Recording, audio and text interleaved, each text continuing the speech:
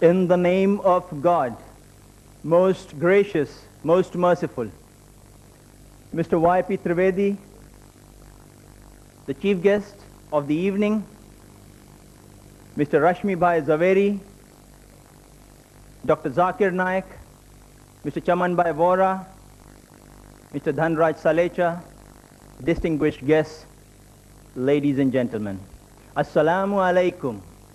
May peace be on you.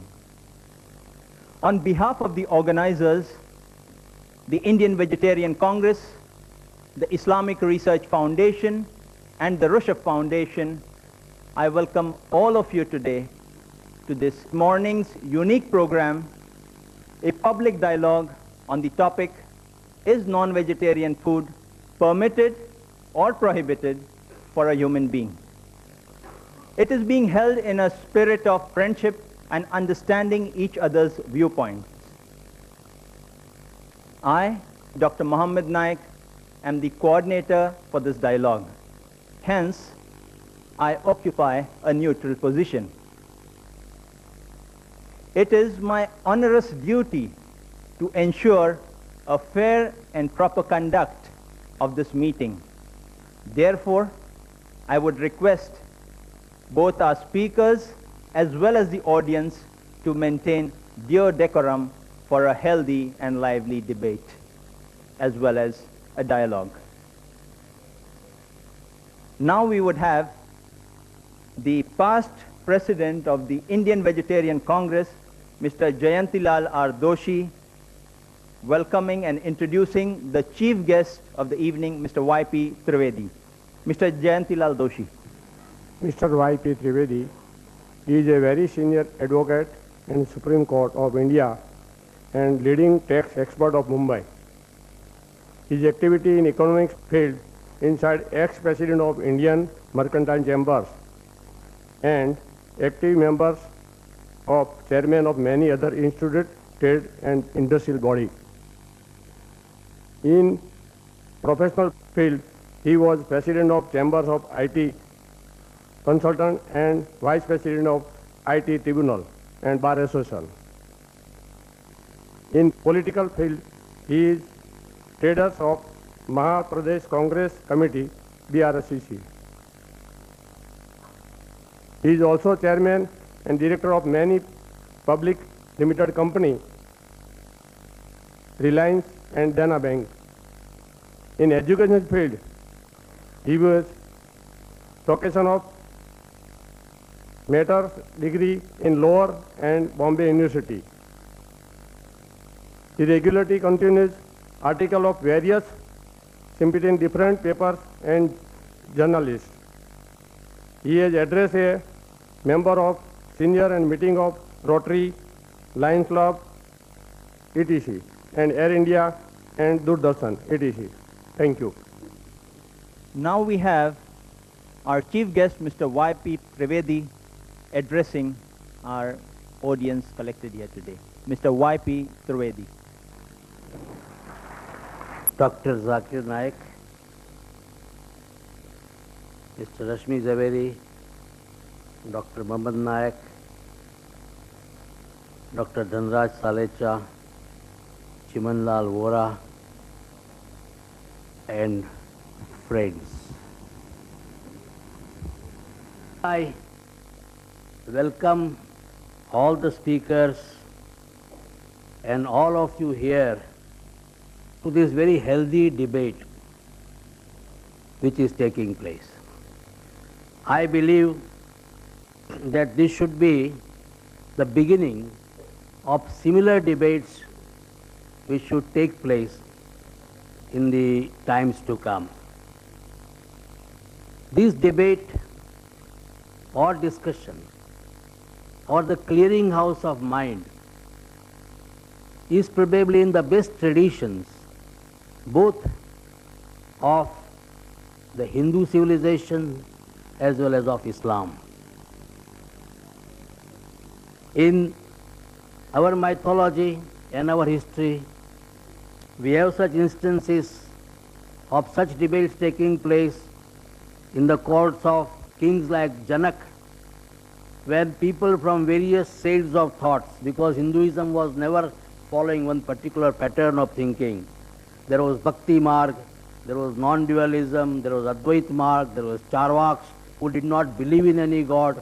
So all of them, King Janak used to assemble them, provoking them to debate, not trying to influence anybody, but inviting the thoughts and then leaving the debate to the people at large to make up their own mind. So that was the tradition of our Hindu religion in this land of India. That was also the tradition of Islam. In the immediately succeeding years after the demise of Prophet Muhammad, Islam was a religion, Arabia was the place which was the place of learning, logics, mathematics, astronomy. All this was being discussed, and the great scholars of Arabia imbibed the thought, made inquiries, and transformed that knowledge thereafter to the Western world. According to me, the Renaissance movement in Europe owes its origin to the thinking of these Arab thinkers who were great stalwarts in their own time. We very often associate Arabia with thinking about Arabian Nights. But let me tell you that apart from the strides which they made in the field of fiction and some of the most imaginative fictions, at the same time in the field of science, technology, thinking, logics, mathematics, they made great strides. That is why today also, in spite of all the achievements, the West is still talking about the numerals as the Arabic numerals. And this is how Islam also in those days used to think openly. That tradition has been continued because I believe in the realm of King Akbar. He also used to call people from all religions, even the Christians who came at that time. They landed on the shore of India. They were also called and they were asked to explain what are the tenets of the religion. So this sort of a healthy debate is something which is an absolute necessity for the development of any cultured, civilized and tolerant society. Dr. Ora said that he is neutral. Let me tell him and all of you, I am also neutral. If I would not have been neutral, I would not have been made the chief guest. And I do not wish to desire to make any final comment on the subject. But one school of thought I would like to narrate here, which I read at some place, that all those animals in nature who are grass eaters, the animals which are thriving on leaves, they have got bovine teeth. They do not have canine teeth. All those animals which are eating flesh, meat eaters, they have got canine teeth, what we call rakshi. Human being is the one species which has got both bovine teeth as well as canine teeth. It is very likely that nature wanted this species to survive.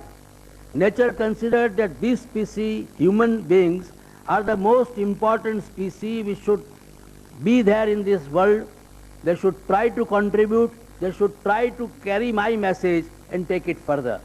So they wanted, the nature probably wanted this species to survive under all circumstances. Nobody can deny that the early Homo sapiens or Homo erectus, they are all flesh eaters.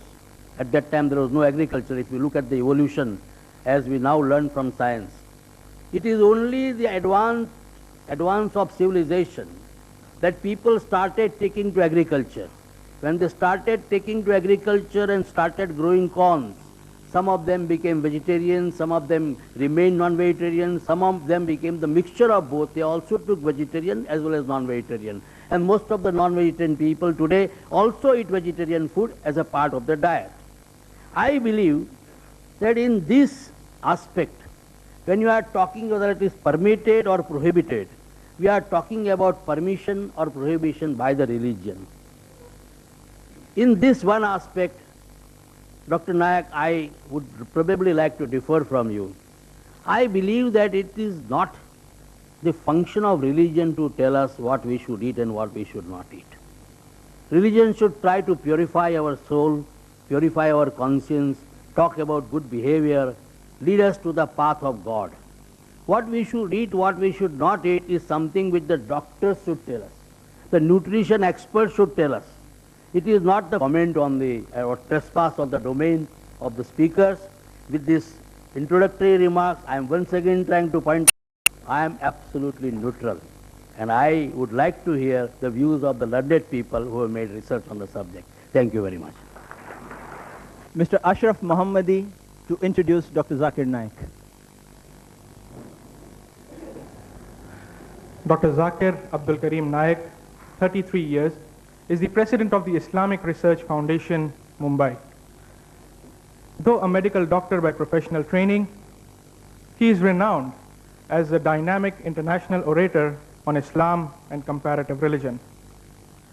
Dr. Zakir removes misconceptions about Islam on the basis of Quran, Hadith, and religious scriptures of various other religions. He also uses reason, logic, and modern scientific facts to remove the misconceptions about Islam. He is popular for his critical analysis and convincing answers to challenging questions posed by audiences after his public talks. In the last 3 years itself, he has delivered more than 300 public talks worldwide. Dr. Zakir also appears on various international TV and satellite TV channels throughout the world. He has also participated in various symposia and such dialogues with prominent personalities of various faiths.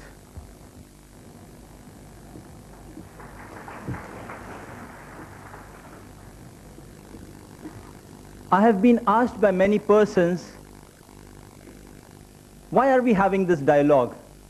This topic, these speakers only. I hereby clarify. Mr. Dhanraj Salecha, President of Rushabh Foundation, once visited the Islamic Research Foundation office about 1.5 months ago.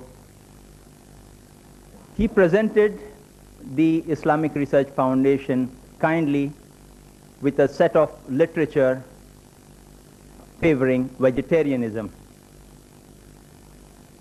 These included quotations from major world religions, which included quotations also from the Quran and sayings of Prophet Muhammad, peace be upon him, which according to him indicate that non-vegetarian food is prohibited for human beings.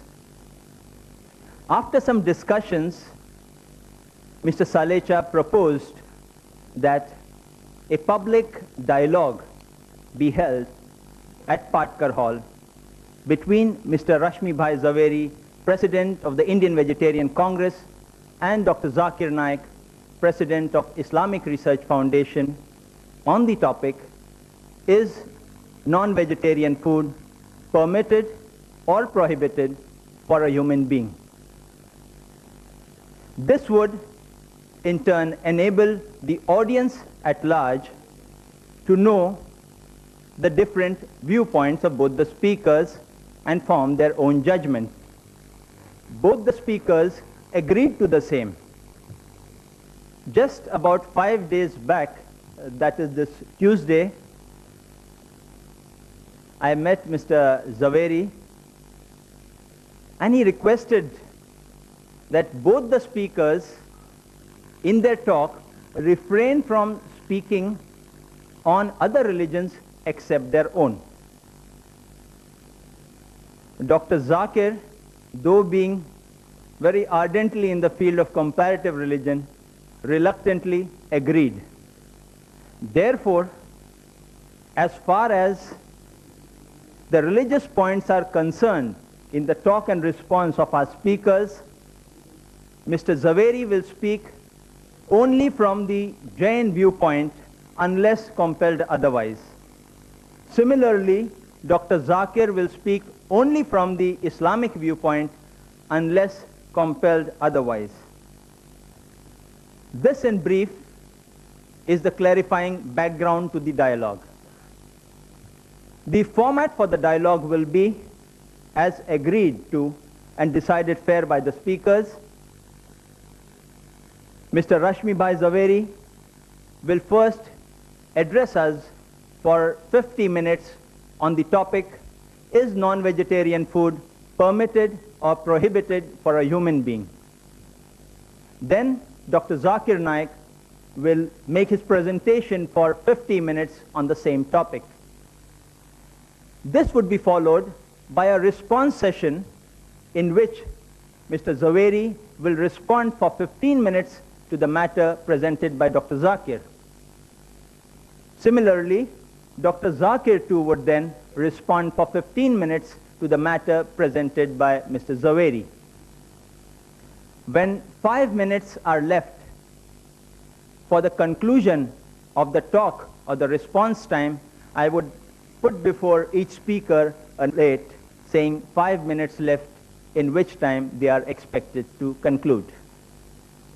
Lastly, we would have the question and answer session in which the audience may pose questions to each of the speakers alternately on the question mics provided in the auditorium. Written questions on slips of paper would be given secondary preference if time allows us. Now, I would request our first speaker, Mr. Rashmi Bhai Zaveri, to present his address. Ladies and gentlemen, Mr. Rashmi Bhai Zaveri.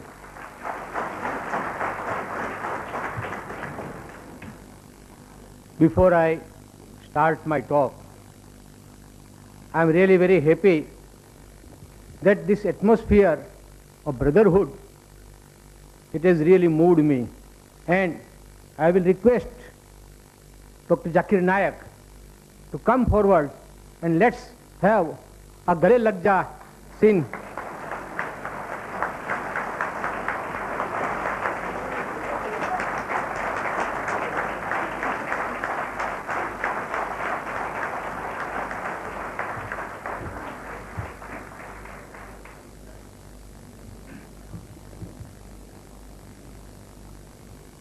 The chief guest of this morning, Mr. Y.P. Trivedi, President of Rushabh Corporation, Sri Dhanraj Salecha, the learned speaker, Dr. Zakir Naik, the expert commentator and the coordinator, Dr. Muhammad Naik, Vice President of IBC, Sri Chaman Bhai Vora, other dignitaries on and off the dais, my friends, brothers and sisters. First of all, I must acknowledge the dedication, the sincerity with which all the three organizations, particularly Islam Research Foundation, has taken pains in arranging this lecture. I don't mind and I don't hesitate in saying the entire credit goes to IRF.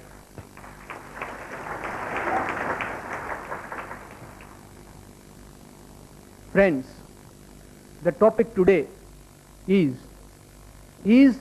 non-veg food permitted or prohibited for a human being? Any argument or any statement for that matter is always to be considered from a relative point of view. There cannot be any absolute truth, there cannot be any absolute statement that it is 100% prohibited or 100% permitted. So friends, let's see, as very rightly put in by Mr. Trivedi, who started the ball rolling, that we will not speak only from religious point of view. Religious has to enter. You can't divorce it from today's subject. But I would like to speak on this topic, that non-veg food is prohibited for human being from various angles. For example, geographical reason, historical reason, moral, ethical and religious reason, economical, environmental and ecological reasons, natural reasons and psychological reasons, and above all, medical reasons.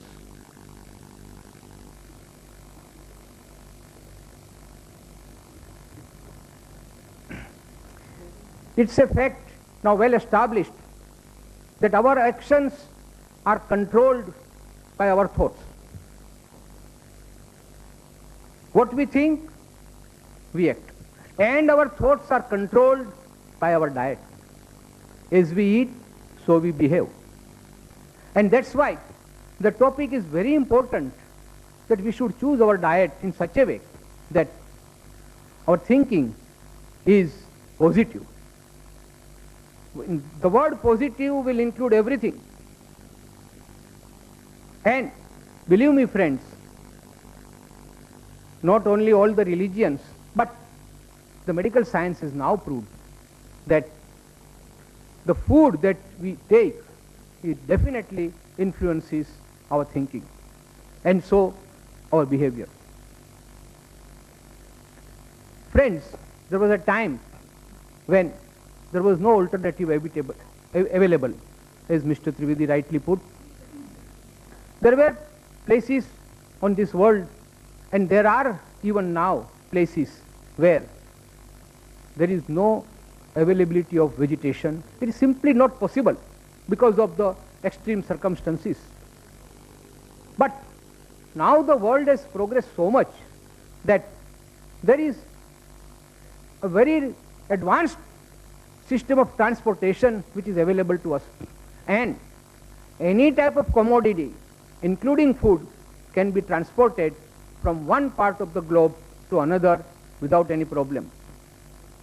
Now that when we have got alternatives, we have to think about this, which alternative is better from all the angles that which I have described earlier. And that's why, friends, I am now coming to my topic proper, that non-veg food is not permitted now at this point of time, not only for India, but for other countries of the world also. First of all, I will say that all Indian philosophies have stated that we should not harm any living being, not only the living beings that we can see, but also those living beings which we cannot see, which are in air, fire, water, etc. But always there is a limit.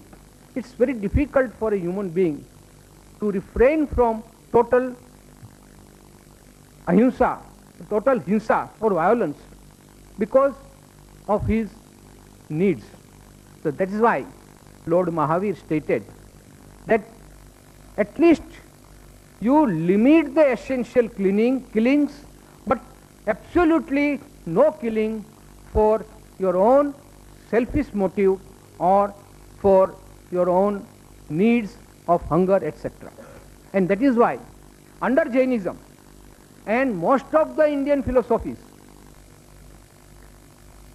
non-veg food is totally prohibited. Now this is a religious aspect. I will not go very deep into it. But the psychological aspect, the effect that non-veg food has on our thoughts and deeds, that is the most important part. The learned authors, I will not now quote the names of the books and authors because that will take time. But I have got all the authorities with me. It is said that veg diet reduces needless suffering in the world and also preserves our ecosystem. See, when I talk about alternative, you look here, or you look at the wild animals who stay in jungle. Those who are carnivorous, they will restrict themselves to meat eating only. But those animals which are herbivorous, they will never go for meat eating. Only human being is such, because of some false notions, I will say. It is the human being has been both a carnivorous and herbivorous. As I said, if alternative is available, why should we go for unnecessary killing? The basic principle underlying this theory is non-violence, love, and compassion for animals, birds, fish, etc. Because flesh food falls in not essential category, while vegetarian food comes under essential category. Psychologically also, cruelty, instant impulses, urges, basic animal instincts, impatience are all the necessary consequences of flesh food. By eating animal flesh, man will ingest all the animal instincts, the four basic animal instincts of food, fear, possessiveness, and reproduction. These are there in man, I don't say no, but they are the basic instincts. We have got a reasoning mind. We can rise above these basic instincts. We can control our impulses and urges and become, then only we can become super animals or super beings. Otherwise, human being and animals, there is no difference at all. But man has additional quality called reasoning mind, which is blunted by the influence of flesh, food, and man becomes more like animal. The scientific reason for this is that flesh is an integral part of animal body. It is full of tamasic value. There are three types of values: tamasic, rajasic, and sattvic. Tamasic, in short, is the brutal sense or brutal instincts of animal. A man becomes more like an animal. He is callous, he is cruel, he is ignorant if he is eating the food that is the part of the bodies of the dead animals. The crime rate is higher. Aggression is the natural consequences of fresh food. It distorts the thinking and reasoning. It is not only a problem by itself, but it creates many other problems like increase in crimes, cruelty, etc. The virtues like compassion, sharing, self-control are obliterated by the impact of flesh food. If we insist on treating animals more brutally, then our behavior will also become less human and more brutal. I will quote one shairi that what will happen if this animal instincts is so embedded in our heart, what will become of man? आदमी की शक्ल से अब डर रहा है आदमी, आदमी की शक्ल से अब डर रहा है आदमी, आदमी को लूट कर घर भर रहा है आदमी, आदमी ही मारता है मर रहा है आदमी, आदमी ही मारता है मर रहा है आदमी, समझ कुछ आता नहीं क्या कर रहा है आदमी. Friends, this is because the man has become an animal. He does not then distinguish between whether he is an animal or a human being, because this is the influence of the food, the flesh food that he eats. Flesh food is the cause of PMS syndrome, that is preposterous mood swing and psychological distortions. Thus, it is now established that if flesh food is the root cause of moral and spiritual degeneration. We at Indian Vegetarian Congress, we are working for important tasks, since it will lead to a more humane world at peace with animal kingdom and with each other. We at IVC define a vegetarian as one who does not at any time or under any circumstances eat meat, fish, fowl, eggs or any other type of flesh food. Vegetarian does not come from vegetable. Now this is very important, friends, understand. The word vegetarian does not come from vegetable. The root is, it is derived from the word vegetus, V-E-G-E-T-U-S, meaning whole, sound, fresh, lively. Nothing is more powerful than an individual acting out of his conscience, thus helping to bring the collective conscience to life. That is what Norman Cousins said. And what does Albert Schweitzer has to say? Until man extends his circle of compassion to all living things, man will not find peace for himself. It is a man's sympathy with all creatures that first makes him truly a human being. Now friends, I will go next to the most important topic, and that is the medical viewpoint. It's a fallacy, friend. It's a myth to say that we don't get enough protein from veg food. And that is why a man must have flesh food that is rich in protein. I'll come one by one to these myths. First of all, I will first give you examples of those strong animals, say elephant, say rhino. These are the strongest animals on this earth. Are they meat eaters? No. They are pure veg. Even if they die, they will not eat meat. Even then, they are the strongest. Take example of horse. We talk about horse power. It's the most powerful creature useful for our purpose, and that is also a pure vegetarian. And take examples of cattle, cows, bullock, and other animals. They are not only useful to us, but they are pure vegetarian. My point here is that those vegetarian animals are strong enough and they don't need any flesh food.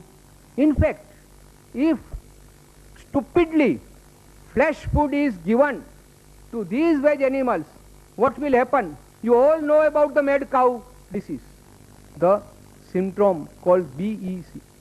Friends, this BSE, bovine spongiform encephalopathy. You know what happened a few years back in England? It was a result of feeding rendered sheep byproducts to cattle as protein supplement. These sheep were infected with scrapie, an acid disease known for over 200 years. Now, if sheep food can make a cow mad, what do you expect the result on human being? Millions of innocent cows were killed mercilessly just because they were suspected to be infected with BSE, and that too for no fault of theirs, but the stupid ways of feeding sheep protein on absolutely unnatural diet for a cow. So is the case with humans. Animal protein is not natural for us. Similarly, millions of chicks were destroyed in Eastern Asia countries because they were infected with certain disease. Now coming back to healthy diet, I will quote from one Dr. Dean Ornish, who has written a very learned book on how to reverse heart disease without surgery or drugs. And this book, my friends, is the best seller in America now. It has really created interest in the people of America and all over the world for that matter, that veg food is definitely better from medical point of view. He has given two types of diet, one reversal and one prevention of heart disease. Both are strictly veg diets because he has proved scientifically that veg food is the best food for a human being. It not only helps heart patients but also reduces risk of other degenerating and fatal diseases caused by flesh food. Diseases like cancers of colon, cancers of breast, cancers of prostate, obesity, high blood pressure, stroke, diabetes, gallstones. The Surgeon General of America has confirmed this in the report on nutrition and health. He has given certain facts for protein. Friends, we'll have to be a little technical about it. The protein is formed from building blocks called amino acids. These are of million varieties, of which only 3 are critical for us: lysine, tryptophan, and methionine. All these are available in animals as well as veg, plant food. But when one consumes animal food for getting these 3 critical amino acids, one also consumes unnecessary elements like cholesterol, saturated fat. Friends, these are the two things that are the prime reason, the killers for human being, cholesterol and saturated fat. Now let us address the issue that is universally put forward, that we do not get sufficient protein from vegetarian food. And so we have to turn to flesh food for adequate supply of amino acids. Now this is a fallacy. A combined meal of legumes and cereals. Legumes means dal, pulses, and cereals mean wheat, rice, etc.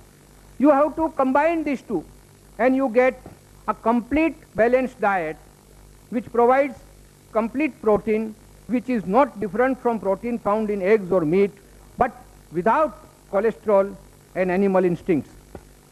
One dietetic association has stated positive relationship between vegetable lifestyles and risk reduction for several chronic degenerative diseases as mentioned earlier. It has confirmed that veg diet is healthier and more nutritious. Plant food is totally free from cholesterol, which is found in both. But cholesterol is only found in animal products such as meat, poultry, fish and dairy. Flesh food is also high in saturated fats which our liver converts into cholesterol. Our body makes all the cholesterol we need. Now this is very important, friends. You must understand. We need cholesterol, but we don't have to take cholesterol from animal food. Our body, it's a wonderful mechanism. The biochemistry, the chemical factory of our body can manufacture all proteins, all cholesterol from our own system. 3/4 of the cholesterol in our blood is made by our body. It is the excessive amounts of cholesterol and saturated fat in the diet that lead to coronary heart disease. The other diseases, friends, which I have summarized from various journals, medical journals: epilepsy, infected flesh, kidney diseases, excessive protein, excessive uric acid. These are all the diseases because of the flesh food. Rheumatoid, arthritis, gout. This is the direct consequence of uric acid found in flesh food.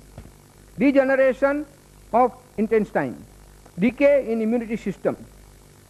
Dr. Deepak Chopra of America has stated that our body is capable of living for more than 100 years if we take proper care of it. Now look at the population in extreme north region, Eskimos.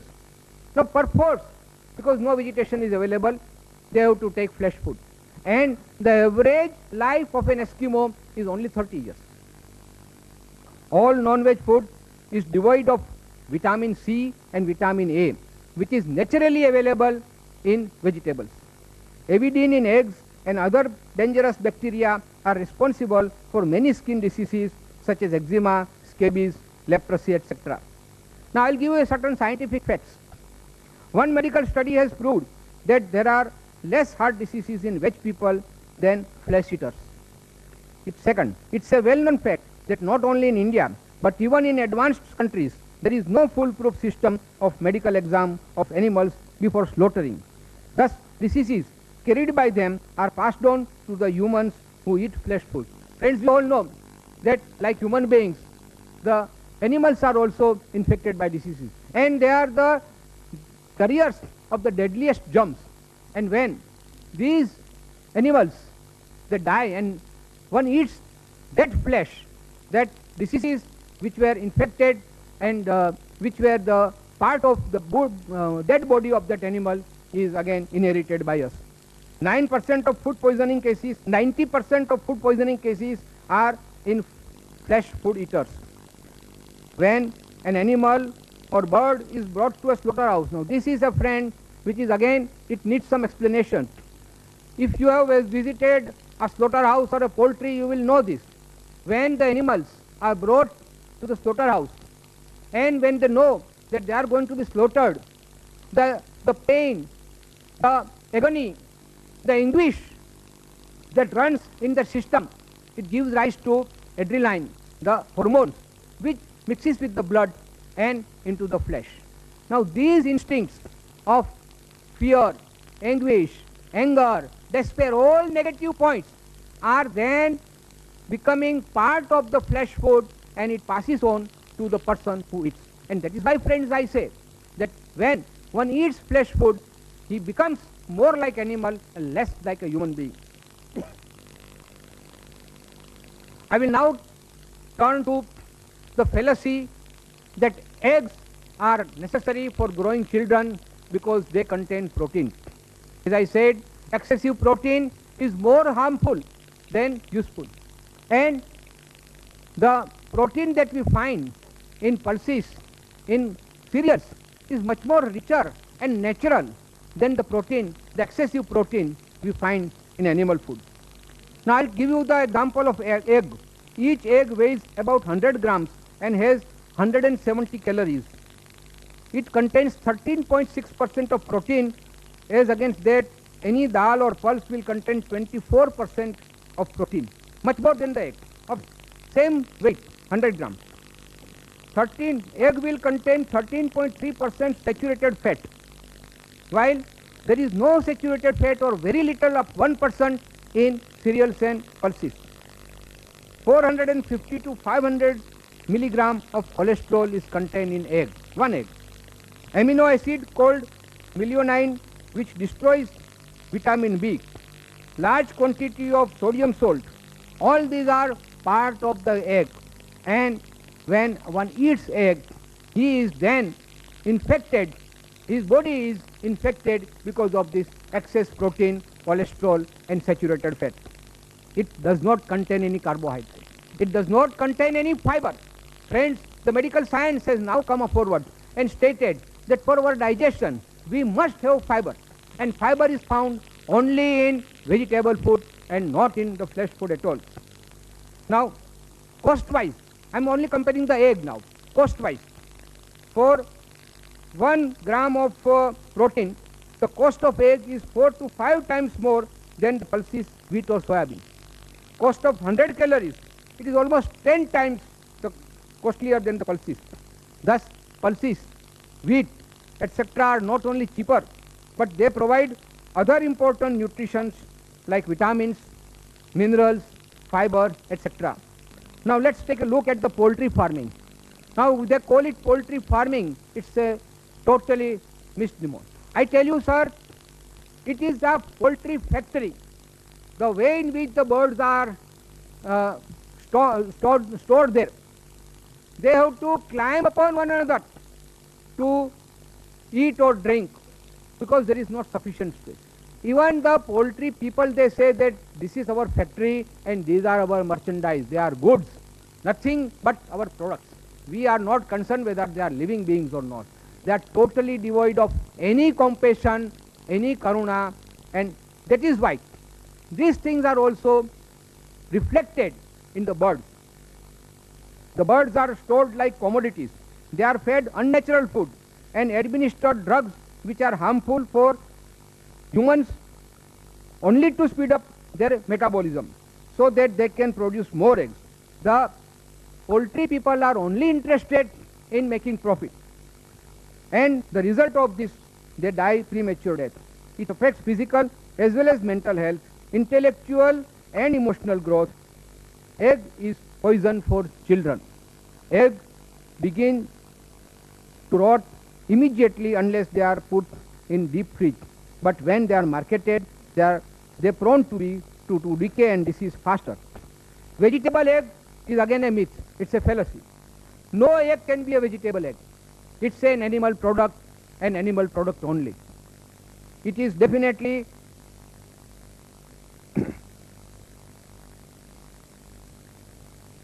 it's definitely an animal product. It can never be called vegetable item. It's a misnomer. It's a deception.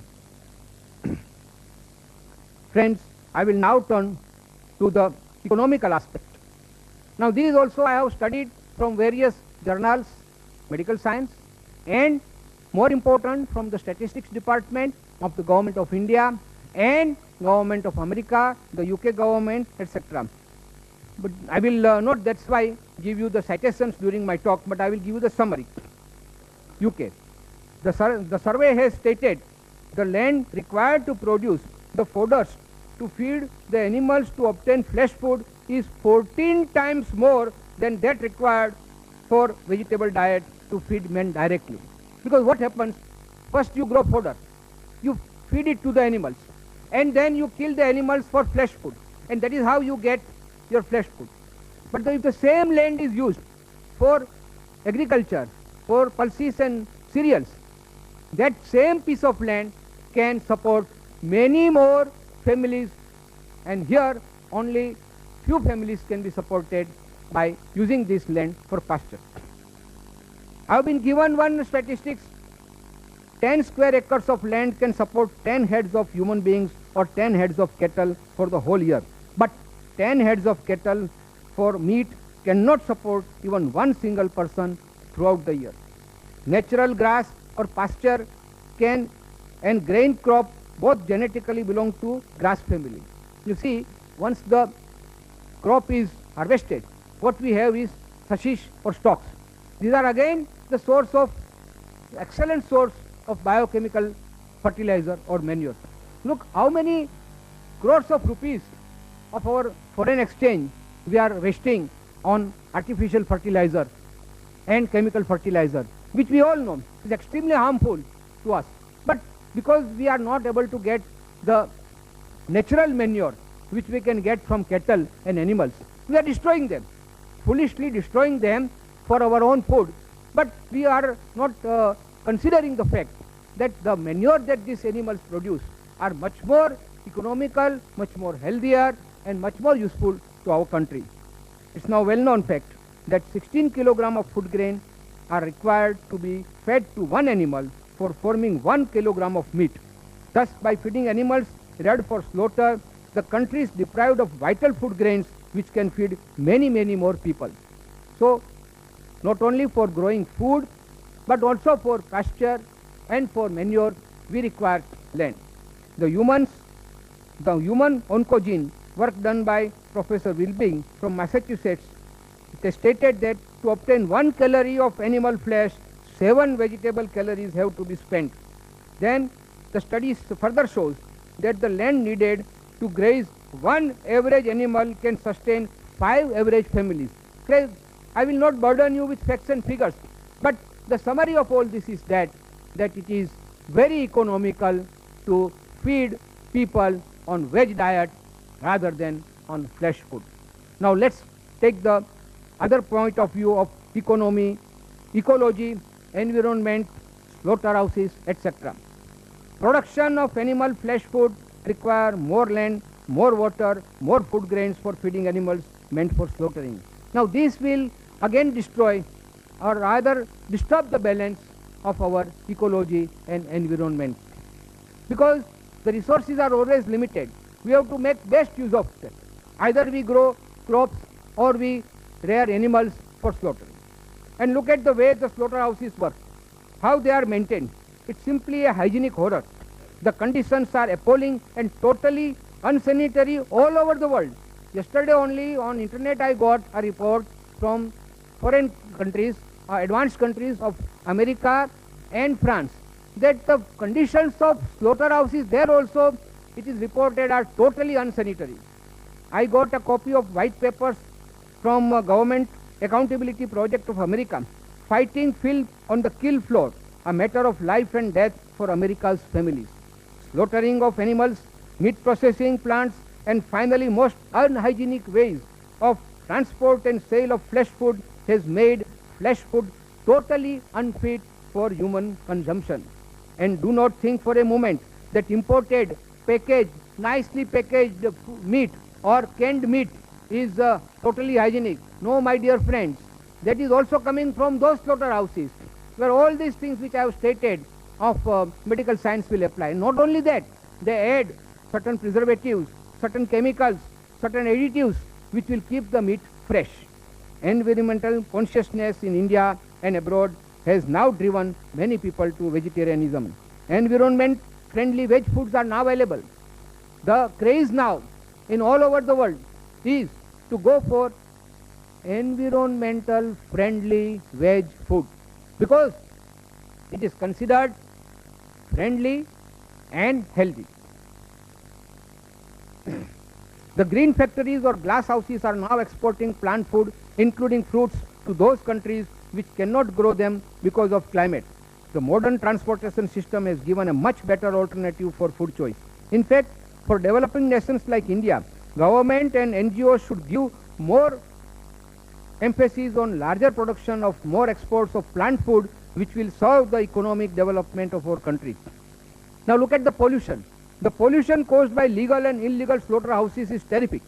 The discharge of effluents from even so-called modern abattoirs is in the open and exposed to elements and public gaze.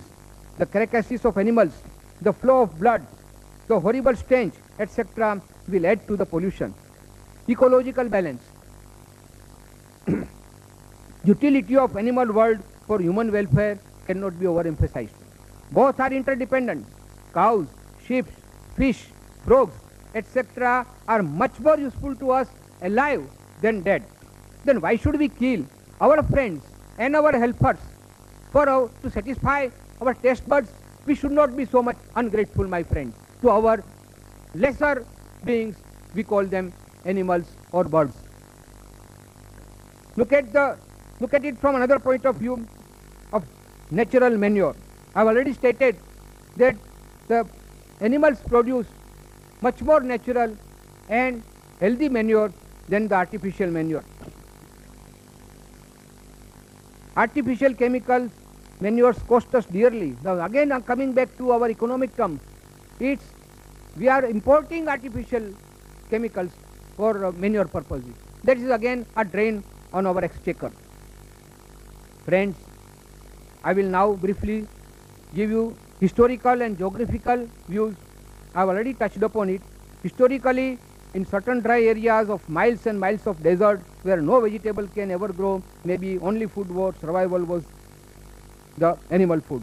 Geographically, I stated as like Eskimos, there was no alternative. But once we have got this better alternative, which is healthier, which is more economical, which is more eco-friendly, why not go for such food?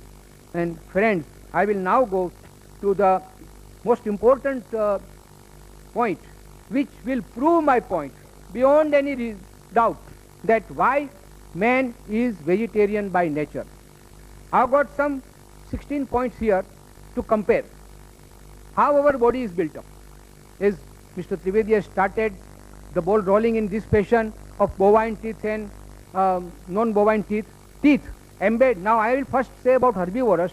Teeth of herbivorous animals are embedded in the jaws, short, blunt, close to one another.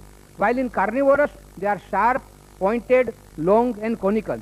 The 2 or 4 teeth that we have got, like some people say they are like dog animals. They are not for meat eating, but they are found also in apes and chimpanzees, and which are fit for plucking the fruits and eating the fruits. The claws, no sharp nails for herbivorous, they are fit to pluck fruits only, while in carnivorous the sharp nails helps in tearing apart the prey easily. Jaws and chewing habits.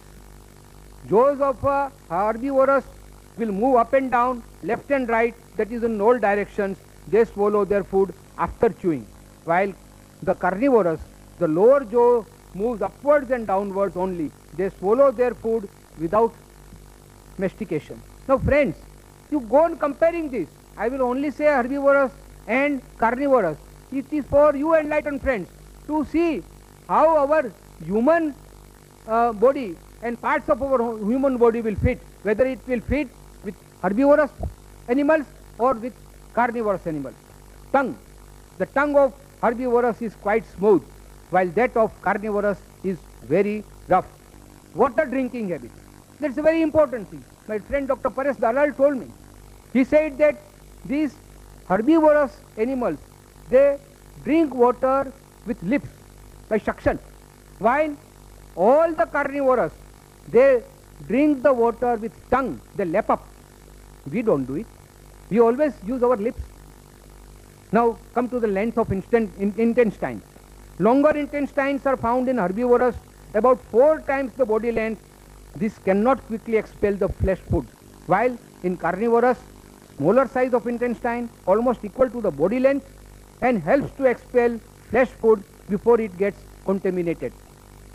Liver and kidney, smaller in proportion in herbivorous, so they are unable to throw out waste material easily. While in carnivorous, liver and kidney are longer in proportion, so they can throw out waste material easily. Digestive system. There is a less hydrochloric acid in digestive system of herbivorous, thus flesh cannot be digested easily, while obviously in carnivorous the quantum of hydrochloric acid is much more, and that is why they can digest the flesh food, but human being cannot. Salvia. In herbivorous, like human being, the salvia is alkaline and contains ptyalin, which helps in digesting carbohydrates found in the grains. While in carnivorous, there is the salvia is always acidic. The blood pH is alkaline like human being and herbivorous, and acidic in carnivorous. The blood lipoproteins. Human blood lipoproteins is similar to all herbivorous, while it is not similar to that of carnivorous. Sense is weak. All the senses, particularly the eyesight, is weak in herbivorous and very powerful in carnivorous. Sound, the voice is not the herbivorous sound, or even the human sound is not frightening, unless of course we can make it now frightening. But by nature, the sound of all herbivorous is mild, while that of carnivorous like lions and tigers is very coarse and frightening. And lastly, infants. Normal sight power of right from, now see the young ones of herbivorous, right from the moment of birth they can see very clearly, while all the infants of carnivorous wild animals are blind at least for a week. Now friends, it is for you to justify whether man fits by nature in this category of herbivorous, grain eaters, or in the category of carnivorous, the flesh eaters. Now friends, I will now tell you about certain great persons who condemned flesh food. Looking at the world's history, we find that all great scholars, philosophers, scientists like Einstein, artists like Leonardo da Vinci, poets like Milton, Pope, Shelley, and writers like George Bernard Shaw, and religious leaders, of course, of the world. Now, who are those people? The mathematician, the Pythagoras, the Plutarch, Newton and Einstein, the scientist, Dr. Annie Besant, Reverend Dr. Walter Walsh, George Bernard Shaw, Tolstoy, the Greek philosopher Socrates and Aristotle. They are all enlightened people, and they say, yes, sir. They say that blessed are those with noble qualities of tolerance and compassion, love and non-violence, who are not flesh eaters. Now friends, I will quote from George Bernard Shaw, which is very famous and widely published. We are living graves of murdered beasts. Listen what he says. We are living graves, moving graves of murdered beasts, slaughtered to satisfy our appetites. Like carrion crows, we live and feed on meat, regardless of the suffering and the pain. Doctors once advised Bernard Shaw. He was very ill. He said that you must take some meat soup. Bernard Shaw said, I'll prefer death than to have anything with flesh food. And believe me friends, he survived, and the doctor turned vegetarian. In the similar way, Mahatma Gandhi, his son was very sick. He was advised meat soup, and he refused, and the son survived. Why I am telling you friends all these things? That Mr. Trivedi said, yes, medically, whatever that doctor says, we have to accept, no doubt. But as I said in the very first thing in the beginning, I said, everything is relative. When doctor says something, he will say only from medical point of view. And friends, we are not living here. We are here on this earth, not only to survive. Survival is important, but not at the cost of others and inflict pain on others. Thank you very much, friends. 21st century will belong to vegetarians.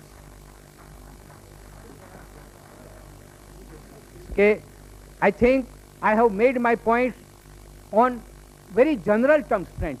I will tell you that I know those who are regularly flesh eaters are coming from some culture, some family, some faith, and that is why they have never applied their mind. And that is what Mr. Trivedi stated, that we are here today, we have gathered here, let us apply our mind, that not only from religious angle or from our social angle, because I have seen, I'm not afraid to say that many of our Jain friends, when they go to certain gatherings, because they are afraid of the social status, they start eating meat. I don't like it. But then it is for everybody, whether he is a vegetarian or a non-vegetarian. Apply your mind. Try to see from all these angles whether it is permitted or prohibited from our own health point of view, from the national point of view, from the social point of view, from ecological, from environmental, and above all, from compassion point of view. Friends, when nature has created all animals, all humans, all creatures equal, nobody has got right to kill anybody just to satisfy his own palates. Thank you very much.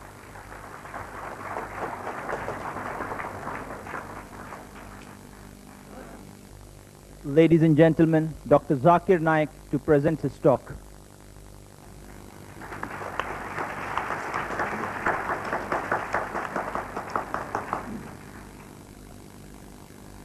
Alhamdulillah, wassalatu wassalam, ala rasulillah, wa ala ali wa sahbihi ajma'in, amma ba'd. A'udhu billahi minash shaitanir rajim, bismillahir rahmanir rahim. Ya ayyuhal ladhina amanu, awfu bil uqud, uhillat lakum bahimatul anam, illa ma yutla alaykum. Bismillahir rahmanir rahim.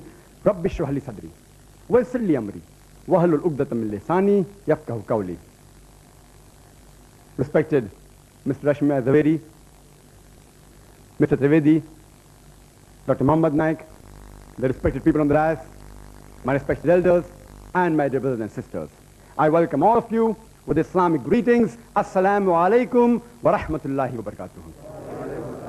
May peace, mercy, and blessings of Allah subhanahu wa ta'ala, Almighty God, be on all of you. The topic of this morning's debate is non-vegetarian food permitted or prohibited for a human being? It is not whether vegetarian food or non-vegetarian food which is healthy or which is better. If I prove that an apple is better than a mango, that doesn't mean mango is prohibited.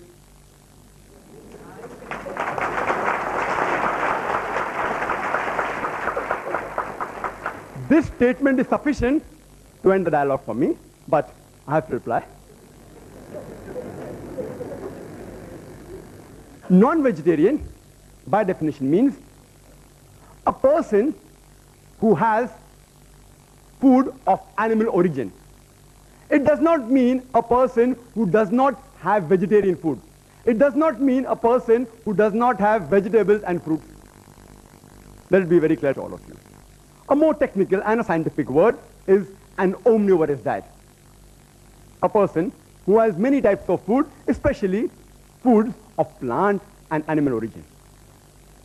Vegetarian, as Mr. Rashmi has very rightly said, it doesn't come from the word vegetables. It comes from vegetas, which means full of breath, full of life. He didn't give a better explanation. We can talk about it. And he didn't speak. There are various types of vegetarian. We have fructarian, who only eat fruits and nuts. Then we have the vegans, who don't have any animal products. We have lacto-vegetarian, what I believe Mr. Ashmi is, they have milk. We have the ovo-vegetarians who have eggs. We have the lacto-ovo-vegetarian who have egg and milk also. We have the pesco-vegetarian who eat fish. We have semi-vegetarian who also have chicken. This classification is done by the Vegetarian Society, not by me. And you can name another 20. Time doesn't permit me. I would like to state a quotation by Dr. William T. Jarvis.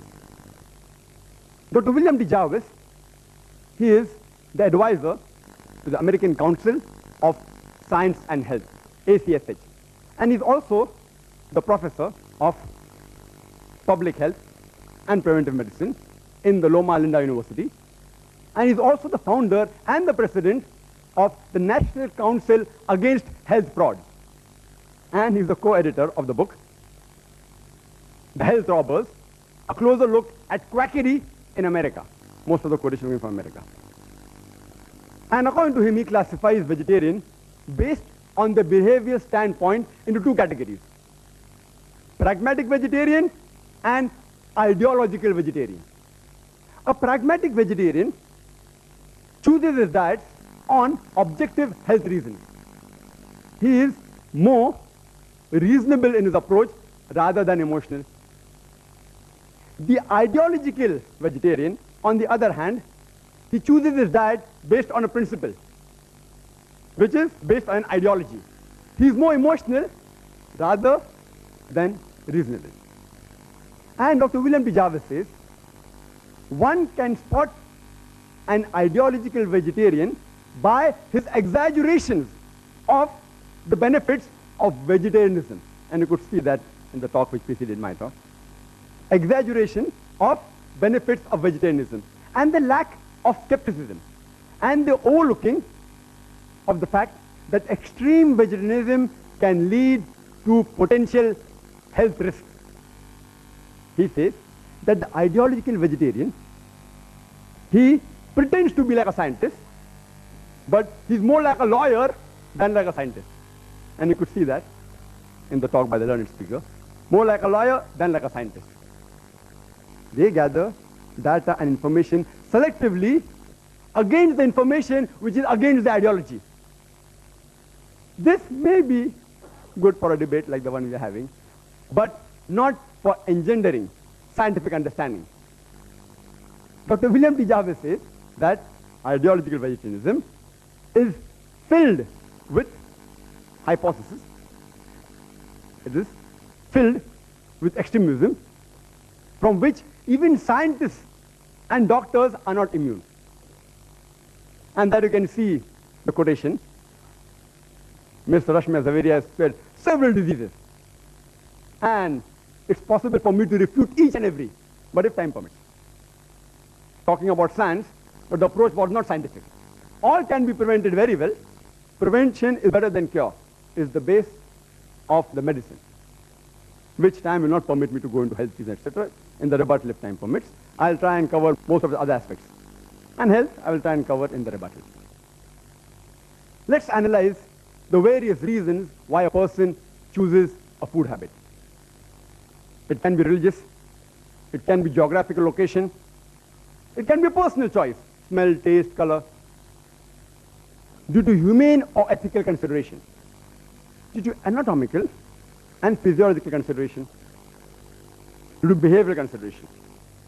It can be due to ecological and economical consideration. It can be due to nutritional value or due to health and scientific reasons, health and medical reasons.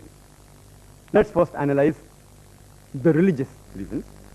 Mr. Trivedi said that religion should not interfere with the human beings where it's concerned what we should eat and what we should not eat. That we should leave it up to the doctors. I agree with him that most of the religions, that is the case. The religious authorities, the main foundation, that's Almighty God, if he's not a doctor, the God that you worship is not a doctor, then you should not follow him. He says leave it to the doctors. But in Islam, we believe Allah subhanahu wa ta'ala, Almighty God, is our creator. And the creator of the human beings has far superior knowledge than all the doctors put together in all the years.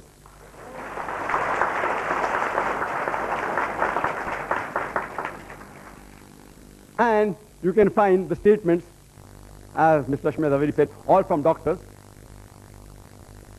He's quoting from these books, which I think is available for sale outside, all these books.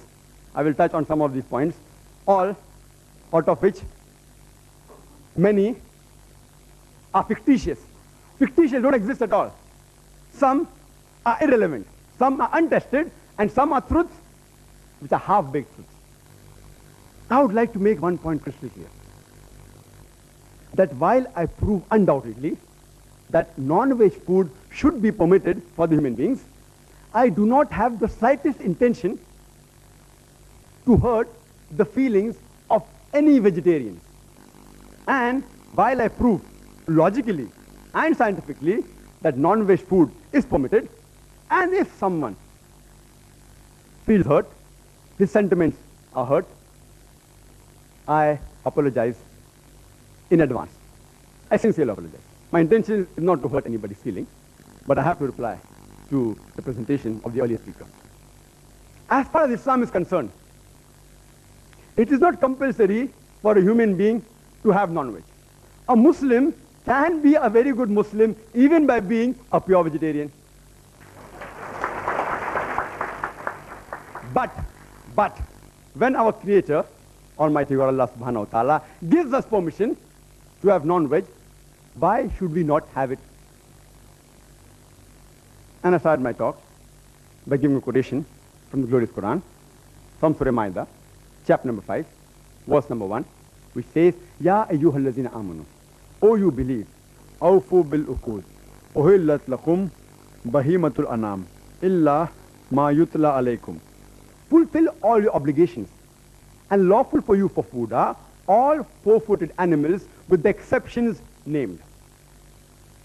Quran further says in Surah Nahl, chapter number 16, verse number 5, that cattle has been created by God for you. In it are various benefits. You derive warmth, and of the meat you can eat. The same message is repeated in Surah Mu'minun, chapter 23, verse 21, that you can have the meat of the cattle. Let's analyze the geographical reasons and the surrounding environment. And as we know, it influences a person's food habit. Like people living in the coastal region, the Kokanese, they have more fish. People living in South India, they have more rice. People living in the deserts, where there's scarcity of vegetation, people mainly survive on the flesh of animals. The Eskimo, the Arctic region, where there's scarcity of edible vegetation, they survive more on seafood. And Mr. Zaveri said that he knows that vegetable is not available in certain parts of the world, but today, due to advancement of transportation, we can supply them with vegetables. I would request the Indian Vegetarian Congress to supply, at least give the transportation cost, that's all, to supply to the Eskimos, to supply to Saudi Arabia. You get vegetables in Saudi Arabia, it is more expensive. Why? Because the cost of transportation. That makes it more expensive. It is illogical and unscientific to spend more money to buy a food which is less nutritious. Let's analyze the humane reasons, the ethical reasons, and the pure vegetarians. They say that all life is sacred and no living creature should be killed. They fail to realize that today it's a universal fact that even plants have got life. So the main argument on killing living creature doesn't hold good today. Previously maybe, a couple of centuries ago it may have held some weight, but today it carries no weight. Then they further argue today in this way, yes, we know that plants have got life, but they can't feel pain. Therefore, killing a plant is a lesser crime and lesser sin as compared to killing an animal. Today science has further advanced and we have come to know that even the plants can feel pain. They can even cry. But the cry of the plant cannot be heard by the human ear because the audible frequency range of the human ear is from 20 cycles per second to 20,000 cycles per second. Anything below and above this, the human ear can't hear. But the cry of the animal can be heard by the human beings, but the cry of the plant cannot be heard by the human beings. Just because you cannot hear the cry of the plant, that doesn't justify you to inflict pain or kill the plant.